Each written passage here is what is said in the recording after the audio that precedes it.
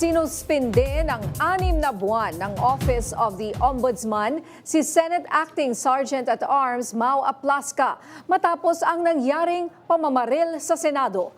Yan ang umaarangkadang balita ni Mari Ocampo.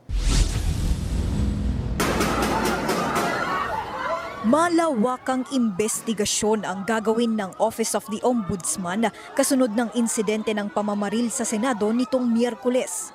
Isa sa mga unang hakbang ang pagpirma sa preventive suspension ng 6 na buwan kay Senate Acting Sergeant at Arms Mau Aplasca. Pinadala ko na ang order sa Senado para matanggap nila kagad sapagkat ang usapang ito ay napakaseryosong usapan. Nagkaputukan at tila tumakas sa protective custody ng Senado si Senator Bato de la Rosa na mayroong warrant of arrest galing sa ICC. Si Aplasca ang unang nagpaputok bilang warning shot sa mga tauhan ng National Bureau of Investigation.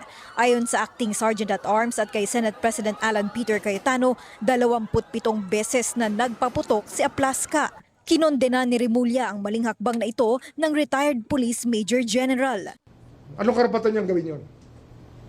Diba? Mas mataas ka sa law enforcement. Sino ka? Not even the President will do that. They should have kept the peace. Ikaw unang papaputok. Ano yun? Diba? Sergeant at times pa?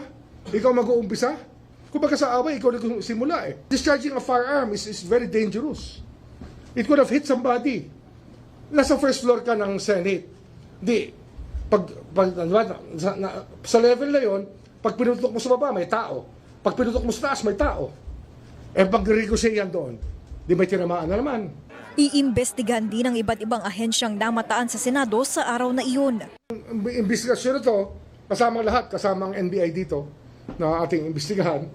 Kasama rito ang OSAA, kasama rin yung mga pulis na nagpunta roon sa lugar na yon para malaman natin ang buong pangyayari mula sa perspektibo ng gobyerno. Tayo, constitutional body, kailangan ito na ang talagang tungkulin na binibigay sa atin ng saligang batas. Padadalhan ang imbitasyon ng mga senador bilang parte ng investigasyon, lalo na umano sina Senator Robin Padilla at Senator Jinggoy Estrada. Si Padilla ang huling namataang kasama ni De La Rosa sa pagtakas ng Senado, sa kabila ng pagsasailalim sa kanya sa protective custody ng mataas na kapulungan.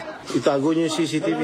Samantalang kumakalat ang video ni Estrada kung saan maririnig ang senador na ipinatatago ang kopya ng CCTV kay Aplasca. Kung ano ang tono nun, malalaman natin, pag may nawala dyan, baka naman siya mapaghinalaan. Kabi-kabilang sabina rin ang ipadadala ng Ombudsman bilang parte ng investigasyon, kagaya ng kopya ng CCTV at kuha ng mga media ng gabi ng insidente. Tayo lang talaga ang pwedeng kumilos dito ng gusto na walang bias kasi. Iniiwasan natin yung magkaroon ng script yan na it was all a ruse. Iyan ang mga allegations ng tao, kaya dapat we go to the bottom of it. Para wala ng speculation, let's study what happened and hear it from people who were there. Inaasahan na ipadadala ang mga sabina sa susunod na linggo. Kapag mapatunayang guilty ang mga person of interest, posibleng maharap sa patong-patong na kaso, kagaya ng obstruction of justice, failure to maintain public safety sa Senate premises at harboring a criminal fugitive. Ako si Mari Ocampo ng PRTV News, nagseserbisyo para sa Pilipino.